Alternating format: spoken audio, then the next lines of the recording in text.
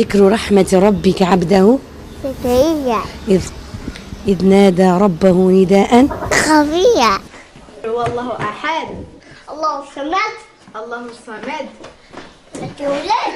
जी हाँ दोस्तों, आप कैसे हैं? उम्मीद है जो आप अच्छे से होंगे, खैरियत से होंगे। जी हाँ दोस्तों, बहुत हैरान कर देने वाली ये वीडियो है।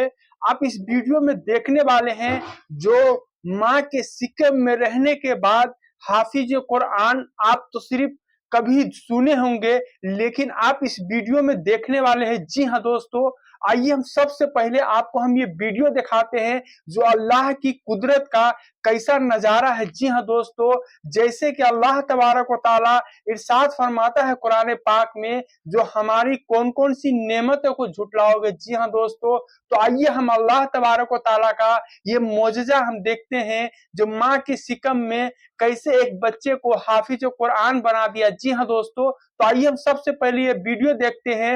ये वीडियो अफ्रीका के बताया जा रहा है, तो आइए हम पहले ये वीडियो आपको दिखा देते हैं।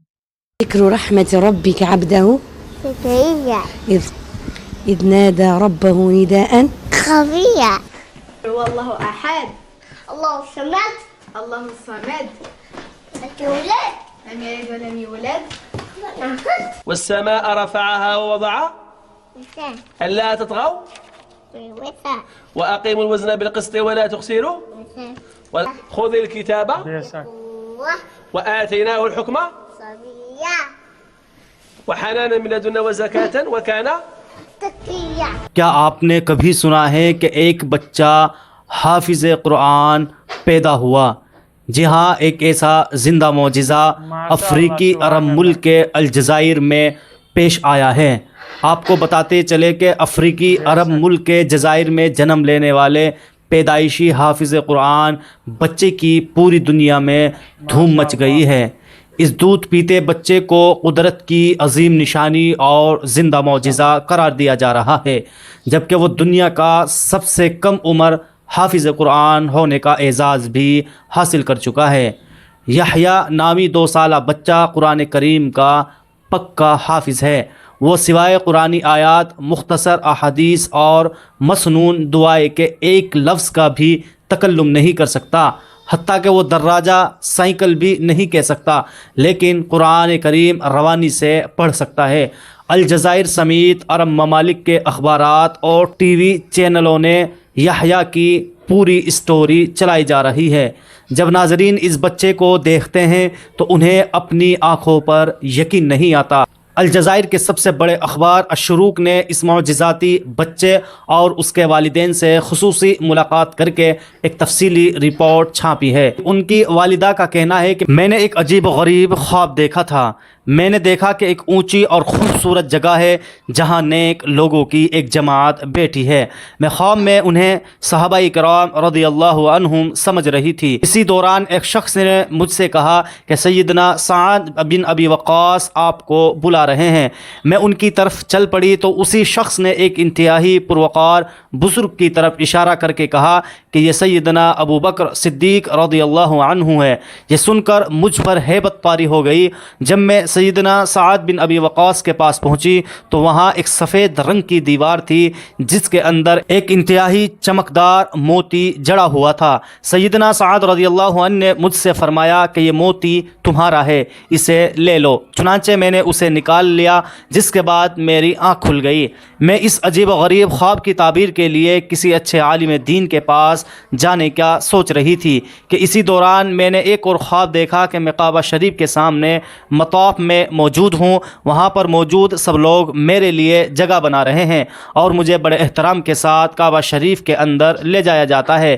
اس کے بعد جب اس بچے کی ولادت کے دن قریب آئے تو خواب میں مجھے کسی نے ندا لگائی، جس میں سورہ رحمان کی 10ویں آیت مجھے سنائی گئی، جس کا ترجمہ یہ ہے: اے زکریا، ہم آپ کو ایک بیٹے کی خوشخبری سناتے ہیں جس کا نام یحییٰ ہوگا۔ یہ آیت پہلے مجھے یاد نہیں تھی، اب میں سننے کے بعد مجھے بھی یاد ہو گئی۔ میں اس آیت کو بچے کی ولادت تک دہراتی رہی۔ جب یہ بچہ پیدا ہوا تو ہم نے خواب کے مطابق اس کا نام یحییٰ رکھ دیا۔ اس بچے کا دایاں ہاتھ 6 انگلیوں پر مشتمل ہے۔ ہم ایک انگلی کو زائد سمجھ کر کٹوانے کے لیے اسپتال ہسپتال لے گئے تو ڈاکٹروں نے ٹیسٹ کے بعد بتایا اگر اس انگلی کو کاٹ بھی دیا جائے تو یہ دوبارہ نکل آئے گی۔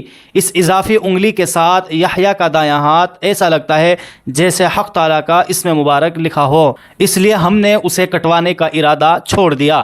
یحییٰ کی خالہ کا کہنا ہے کہ جب اس بچے کی عمر 40 دن ہوئی تو ایک دن میں نے دیکھا کہ یہ اپنی ماں کے ساتھ سویا ہوا تھا اور اس نے اپنے ہاتھ کی شہادت کی انگلی کو ایسے اٹھایا جیسے کلمہ شہادت پڑھتے وقت اٹھایا جاتا ہے۔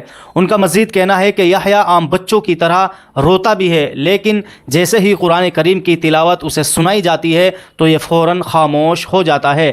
یحییٰ کے بارے میں اس کے اہل خانہ اس وقت حیرت میں مبتلا ہوئے جب اس کی عمر 1 برس ہوئی۔ اس نے دیوار میں لگے فریم کی جانب اشارہ کیا اور اس پر لکھے ہوئے کلمہ طیبہ کو پڑھنے لگا۔ اس کے بعد یحییٰ قرآن کریم کھول کر اس میں آیت سجدہ ڈھونڈ کر پڑھنے لگا۔ اپنے ہم عمر کی طرح اسے کھلونوں سے کوئی تعلق نہیں ہے، وہ بس ہر وقت قرآن کریم یا بچوں کی دینی کتاب ہی ہاتھ میں لیے رکھتا ہے۔ اگر قرآن یا کتاب نہ ملے تو وہ ٹی وی پر قرآن کریم کی تلاوت سنتا رہتا ہے۔ اگر کوئی یحییٰ کے سامنے تلاوت کرتے ہوئے غلطی کر جائے تو اس کی گویا شامت آ جاتی ہے۔ یہ پیدائشی حافظ اس سے لپٹ جاتا ہے اور اس وقت تک نہیں چھوڑتا جب تک اس غلطی کی اصلاح نہ کرا لے۔ حفظ قرآن کے ساتھ رفتہ رفتہ یحییٰ کی صلاحیتوں میں اضافہ ہونے لگا۔ وہ اب مشہور قرائے کرام اور مشائخ میں فرق بھی کرنے لگا ہے۔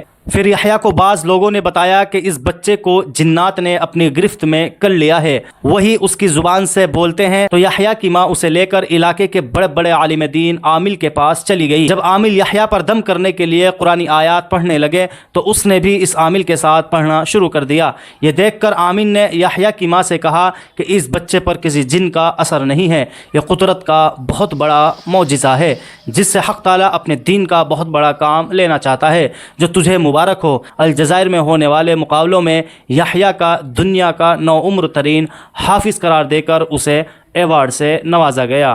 آپ سب کو یحییٰ کے بارے میں کیا لگتا ہے؟ آپ سب بھی ہمیں کمنٹ باکس میں ضرور لکھیں۔